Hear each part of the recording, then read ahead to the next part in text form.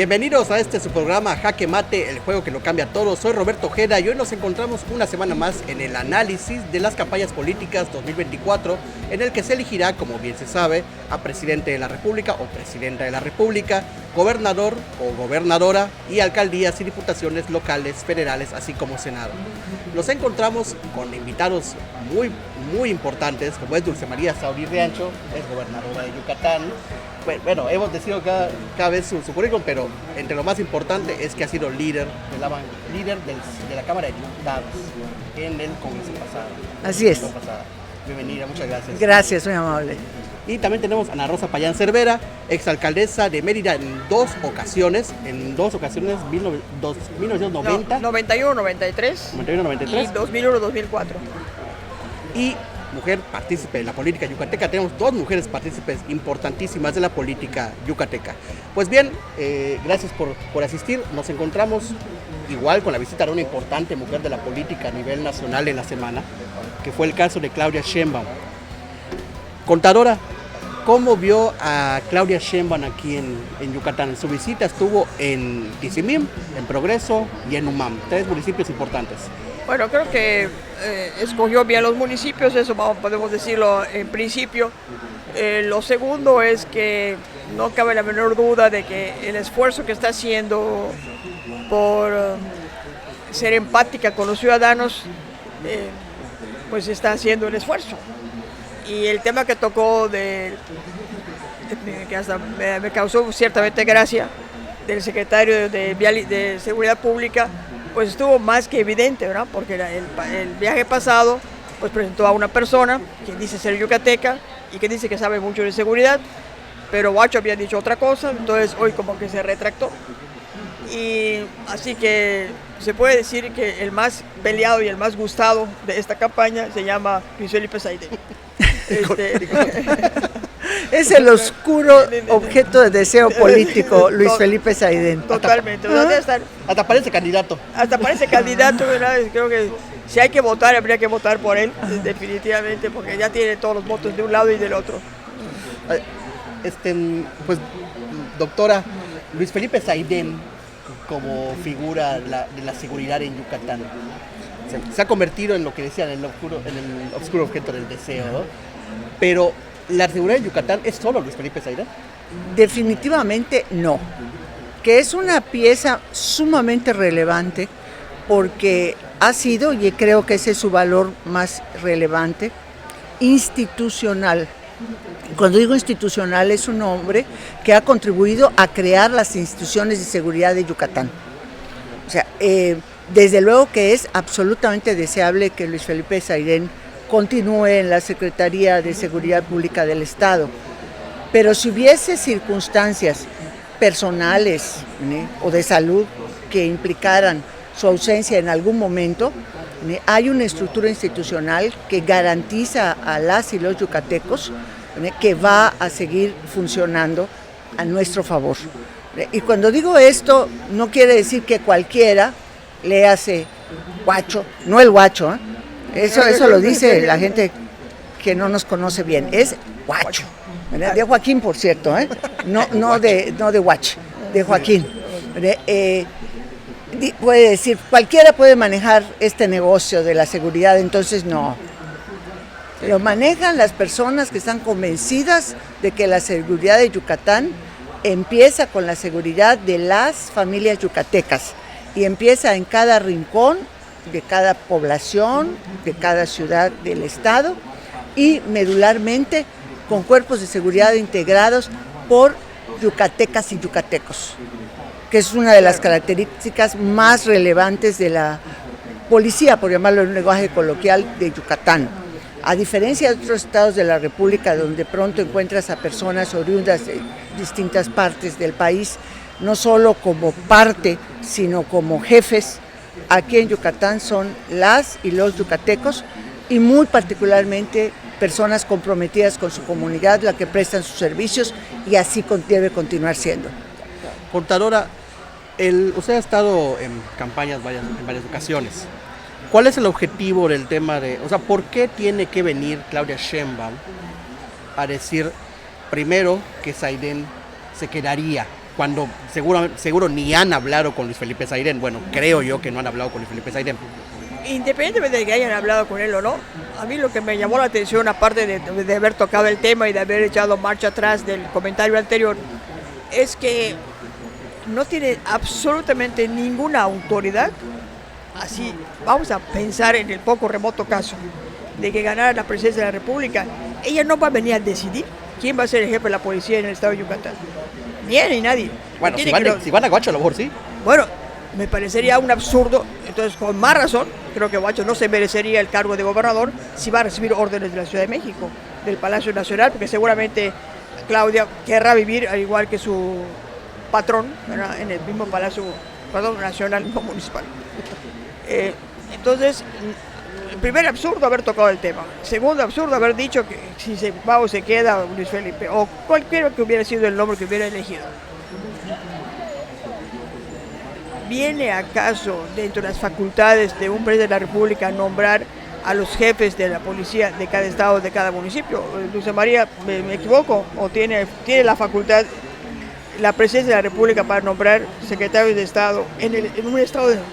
Absolutamente no. ¿Y la soberanía? Es parte de ser una federación, claro, y no un régimen central. Claro. Entonces, o sea, verdaderamente es un absurdo total. Y bueno, como no tiene más temas que tocar, como ya ha repetido muchas veces que va a seguir con las mismas palabras que usa el presidente de la República, o sea, ya no tiene argumentos, no tiene propuestas, no tiene absolutamente nada propio. Ese es el problema realmente, además. Entonces, esto es una alerta para los yucatecos, para que el día de las elecciones, próximo 2 de junio, la gente salga a votar y busque la mejor opción, la persona que nos va a garantizar el respeto absoluto a la autonomía y a la soberanía de los estados y de los municipios. Entonces, no hay comparación de ninguna manera con las propuestas que trae Xóchitl Gálvez, con las que no trae, por cierto, desde luego, Claudia.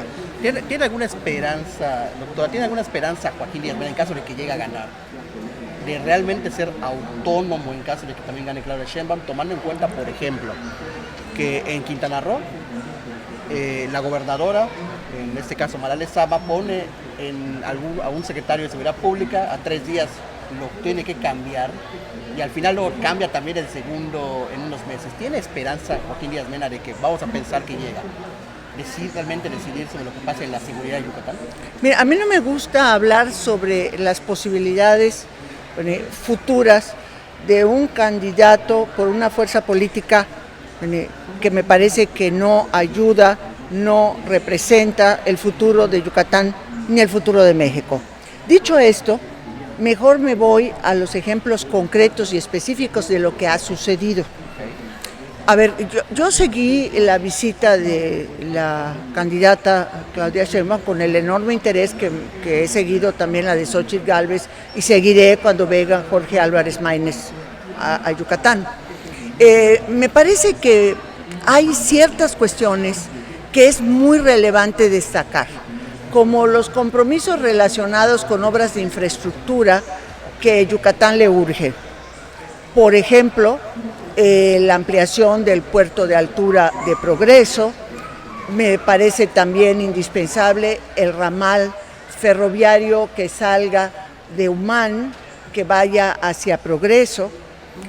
No mencionó, yo lo hago, un ramal de ferrocarril que llegue hasta la terminal remota del puerto de altura, es decir, para ferrocalizar el puerto. El tema del gas natural, todo ello, yo diría, pues está muy bien, pero ¿cuál es la diferencia enorme? Ambas, Claudia Sheinbaum y Xóchitl Gálvez, estuvieron en Progreso, en mítines diferentes, en cuanto a propósito, dinámica, pero con un mínimo común, lo hicieron frente al puerto de altura de Progreso. A diferencia de Claudia Sheinbaum, Xóchitl Gálvez lo dijo con toda claridad: esta obra se va a hacer, pero no la va a tener que pagar el pueblo de Yucatán, vía un crédito como el que concertó el gobernador con el Congreso, sino la va a pagar la Federación, como fue originalmente el puerto de altura de Progreso construido. En cambio, la candidata, yo me imagino que su como dice Ana Rosa, su patrón pues no le permite hacer esas cosas. Obviamente que no habló nada de los recursos para hacer esas obras. Si le hubiera dado un pellizcón a las cantidades multimillonarias que ha costado el Tren Maya, 500,000 millones de pesos, aunque nos hubiera dejado un pedacito, ¿qué les gusta? 25,000 millones nada más, hubiéramos hecho todo lo que Claudia Sheinbaum vino a decir a Yucatán, en este sexenio que está por finalizar. Entonces, lo que pueda decir la candidata del oficialismo, puede estar muy bien, pero ya sabemos que está amarrada a un compromiso y a una lealtad de la que no va a poder desatarse. Habló un par de temas muy importantes igual Claudia Sheinbaum, que es esa prepensión, por así decirlo, de 60 a 64 años, y también becas para todos los estudiantes de primaria, o sea, que empiecen desde primaria. Contadora, sabemos que las campañas se dicen muchas propuestas, pero el que se base el gobierno federal todavía en las campañas asistenciales, en lugar de proyectos un poquito más productivos que generen recursos, lo puede cumplir realmente. Es decir, el presupuesto da para esto. Mira, se han ofrecido tantas cosas y como diríamos, el papel aguanta mucho, pero el micrófono aguanta más. O sea, cuando están en una tarima, o sea, la verdad hemos oído una serie de propuestas que muy poco se podrían aterrizar y que en efecto, o sea, seguimos pensando siempre en el subsidio, seguimos siempre pensando en la dádiva y poco pensamos en la formación de los niños, que vayan mucho más allá de simplemente entregarles un recurso, que sí es necesario seguramente en millones de familias a lo largo de todo el país, pero que si solo es la entrega del dinero y no hay una, digamos, contraprestación, como puede ser que el niño realmente vaya a la escuela, que entregue calificaciones, que las madres de familia también se preocupen porque los hijos vayan a la escuela, que no solo es recibir la beca, sino que además también asistan, por supuesto, ellas mismas a su formación, como también se había dado en el pasado, que tomaban cursos, que tomaban pláticas totalmente formativas, e incluso yo me atrevería también a decir que habría que también hacer un poco de labor social.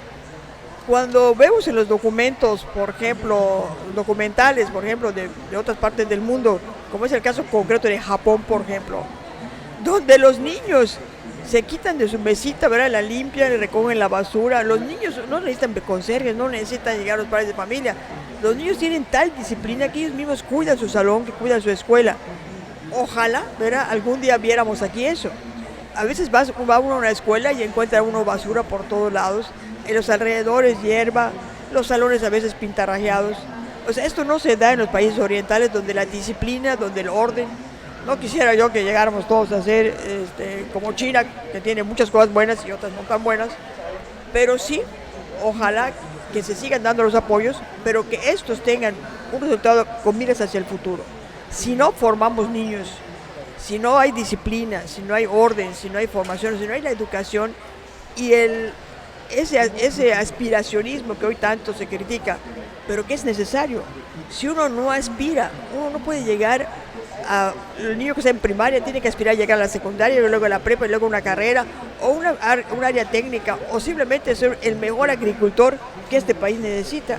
Si no enfocamos nuestros recursos y nuestras miras hacia el campo, hacia la pesca, no sé, mira, tu ajedrez estará muy bonito, pero por más que yo quiera no me lo puedo comer. O sea, no hay manera de que comamos nada que sea materia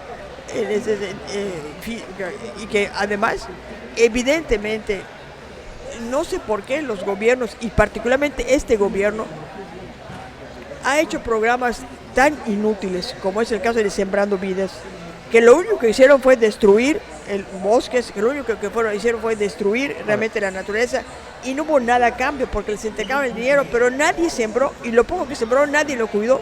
Entonces es de una tristeza extraordinaria la que me procura el saber que se está tirando el recurso, como acaba de decir ahorita Dulce María, que se tiraron 500,000 millones de pesos en una obra como es el Tren Maya, con la cual yo he estado en contra toda mi vida, ¿verdad? Desde el día 1 puse mi letrero de que no al Tren Maya, porque precisamente no hay el estudio, nunca hubo el estudio de impacto ambiental, Nunca hubo un presupuesto realmente que pudiera aterrizarse y ha sido un gastar y gastar y gastar y la obra sigue inconclusa.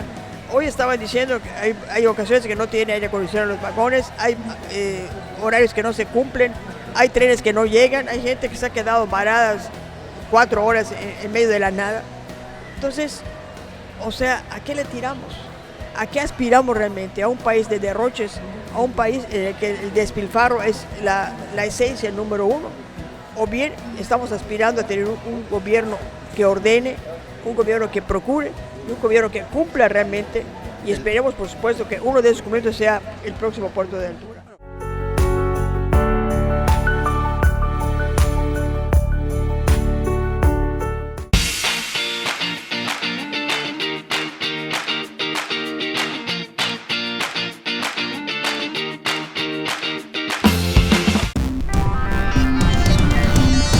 Mantente informado de los sucesos más relevantes de la península de Yucatán.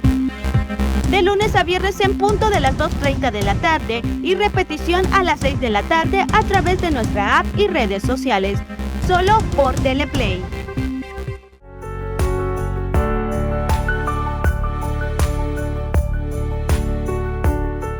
Pasando ahorita al tema de dónde está Huacho después de esto, que me parece que desde que Huacho regresó de su lesión y sumado un poquito a esto de Claudia Sheinbaum, ha tenido un protagonismo, al menos esta semana me parece que ha tenido un protagonismo mayor al de Hernán Barrera. ¿Dónde está el tema electoral Huacho en relación a cuando arrancó la campaña, que la tuvimos igual como invitada, que decíamos que le llovía sobre mojado porque todo le pasaba? ¿Dónde está Huacho ahorita, ya ya después de 3 semanas y después de este evento de Claudia Sheinbaum?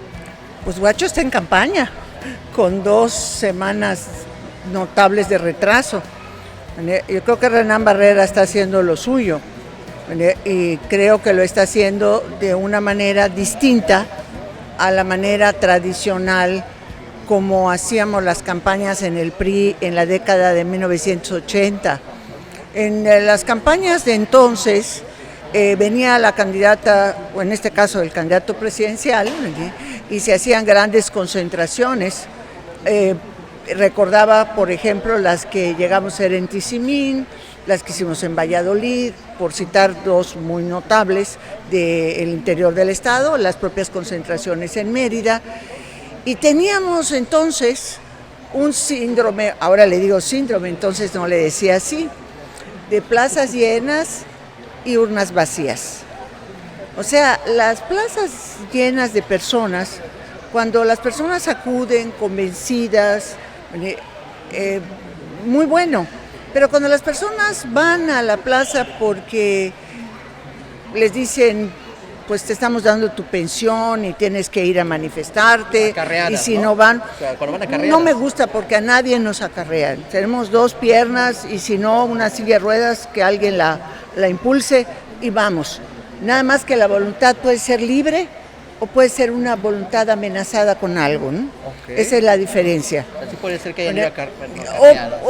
Motivados por el recurso que le damos. O obligados, vamos a pensar.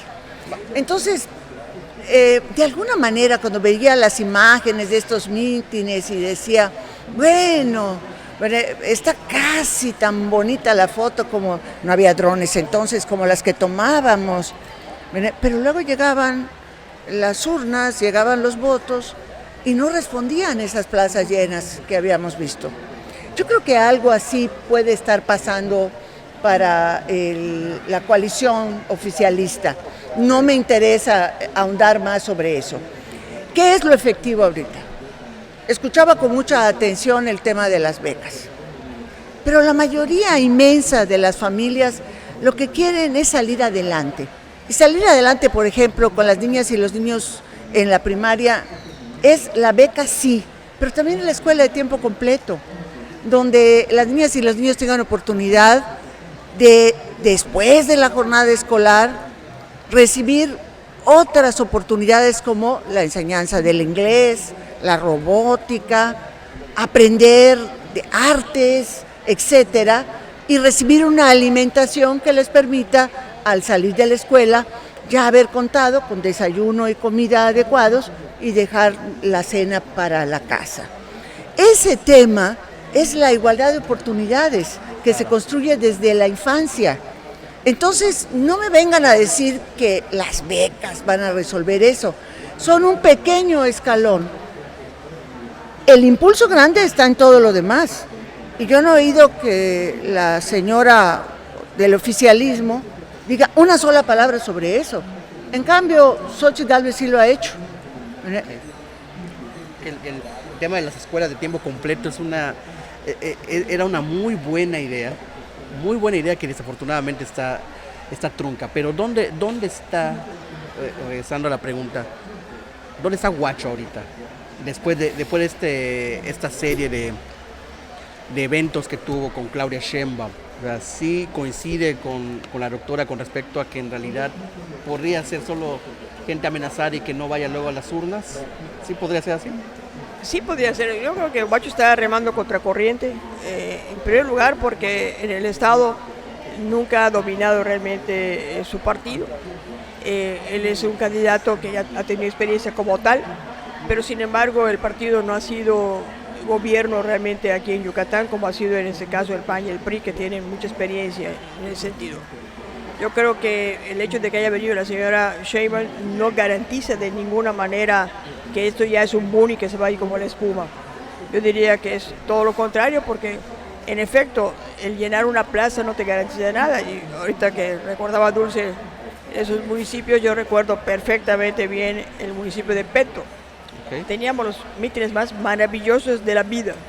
Y cuando terminaba el mitin te acercabas a la gente y decías, oye, ¿tú credencial? No, no tengo credencial, nadie tenía credencial. Entonces decíamos, bueno, vinieron a la fiesta nada más porque la gente sale como que va a gustar prácticamente en muchos casos, ¿no?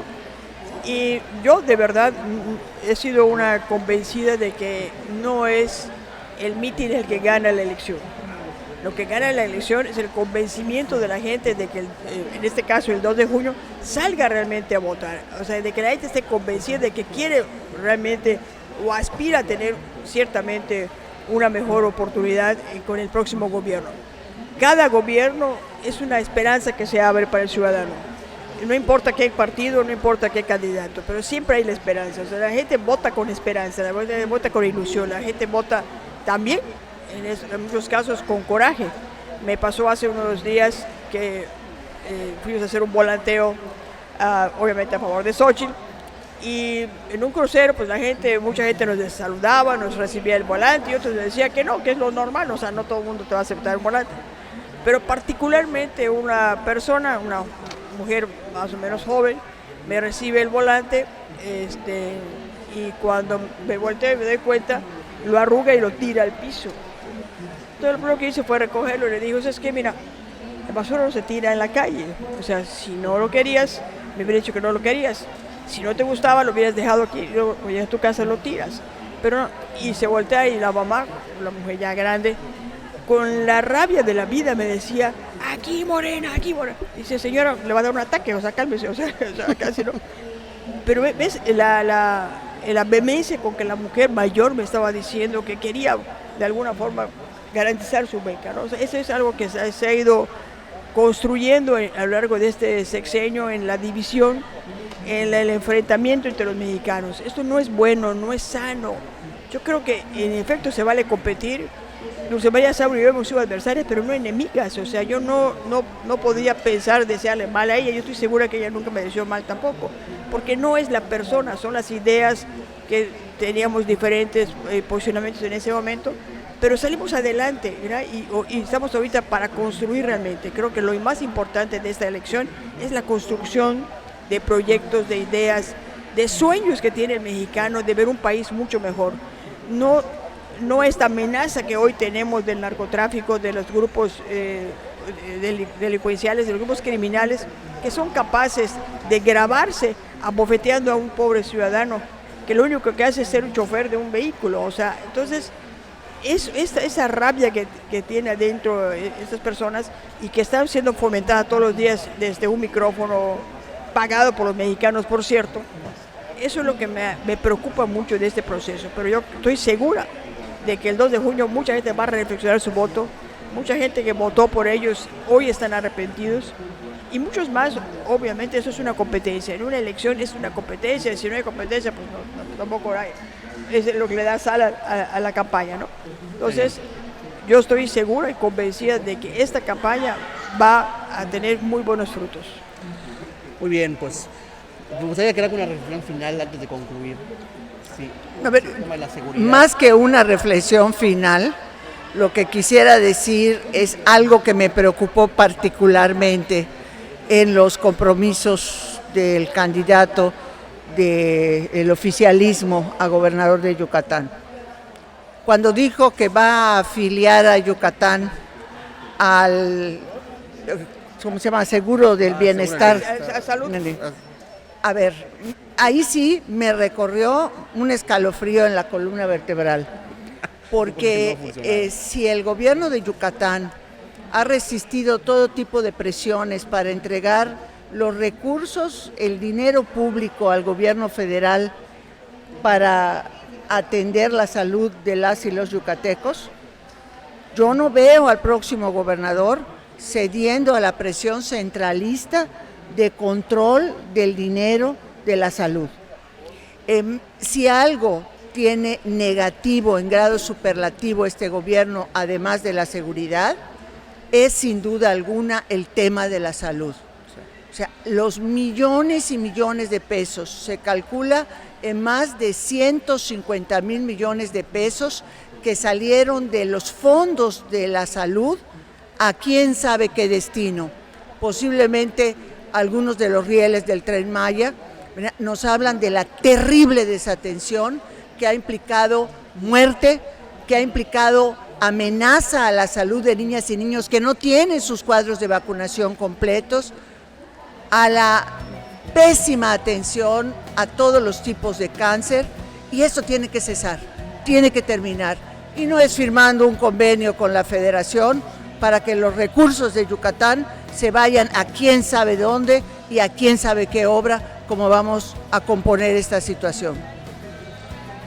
Pues muchas gracias a ustedes por seguirnos aquí en un programa más de Jaque Mate, el juego que lo cambia todo. Nos queda claro que el gran reto de Huacho es decirle a la sociedad que quien va a gobernar en Yucatán es él y no el gobierno federal, que es como ha pasado en otros estados de la República. Soy Roberto Ojeda y les agradezco su atención. Nos encontramos la siguiente semana analizando lo que ocurre en la política yucateca y también un poco en lo que ocurre en la política nacional.